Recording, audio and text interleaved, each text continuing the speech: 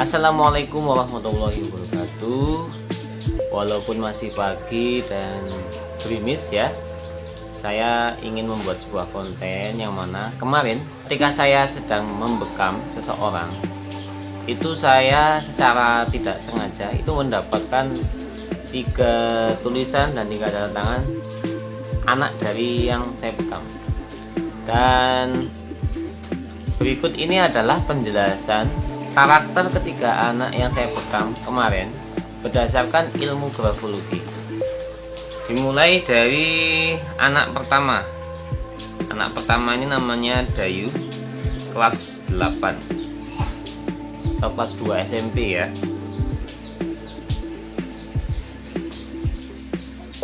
Dayu ini tulisannya spasinya jauh, jarak antar baris itu juga jauh.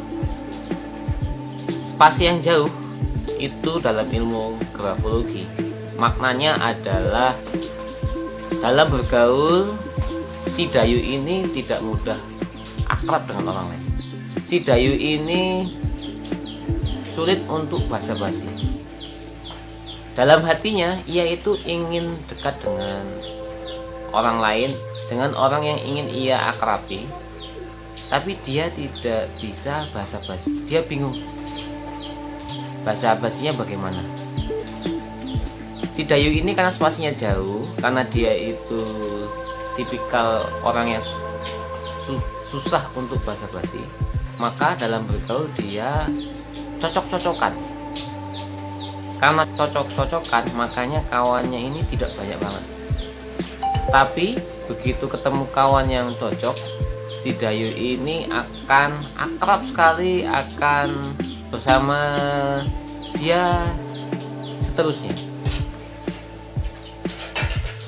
Spasi yang jauh, si pemilik Dayu ini juga maknanya adalah si Dayu ini tipikal anak yang kalau mengambil keputusan tuh jarang meminta pendapat dari orang lain.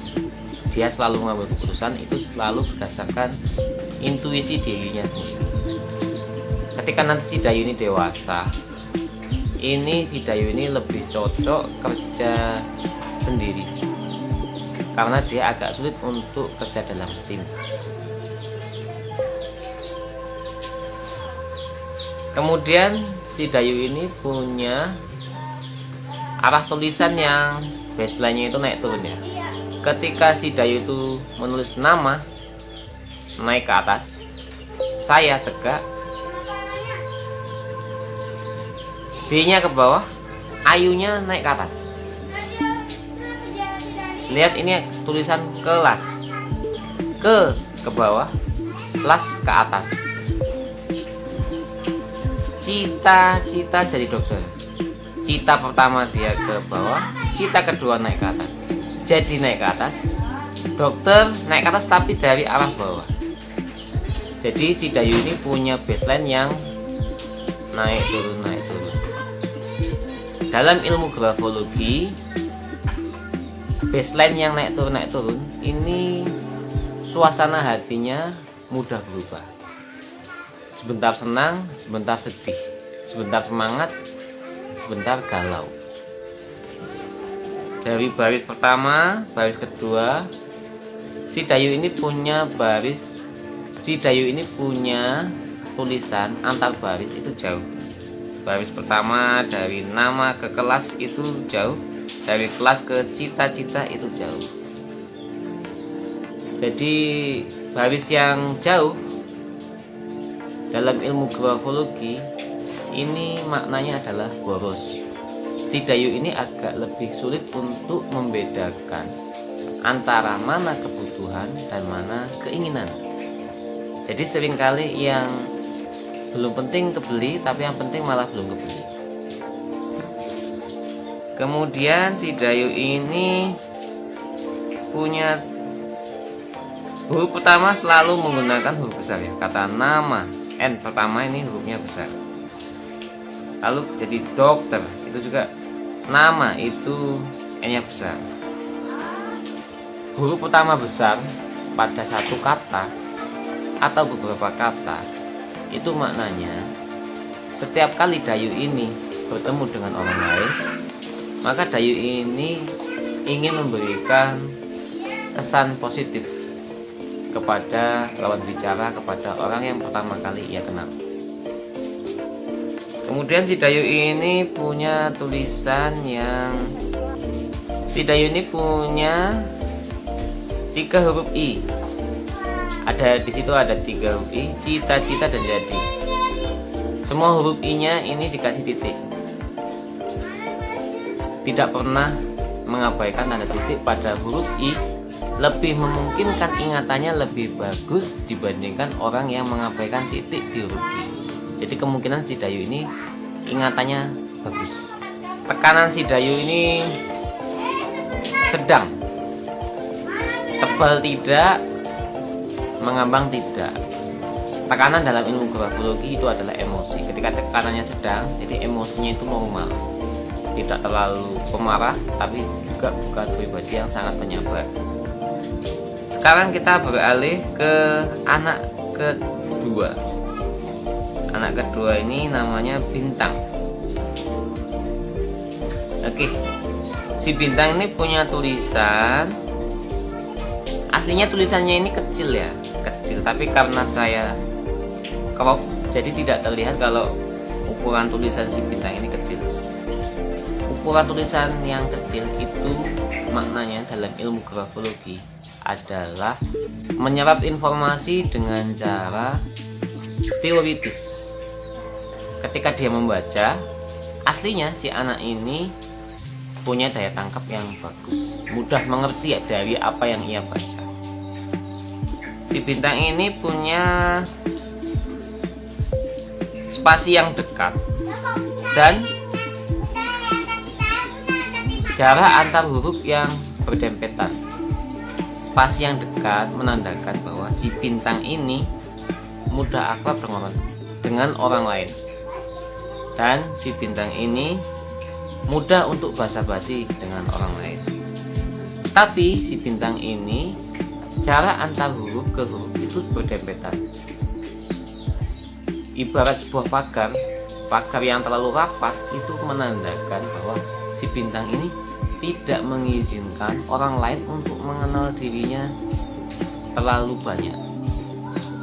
Walaupun ia mudah bergaul, mudah basa-basi, tapi ia tidak mudah mengizinkan kawannya orang lain untuk mengenal dirinya. Kemudian si Bintang ini punya tulisan yang membulat ya. Polanya ini membulat. Nama M itu membulat, N itu membulat.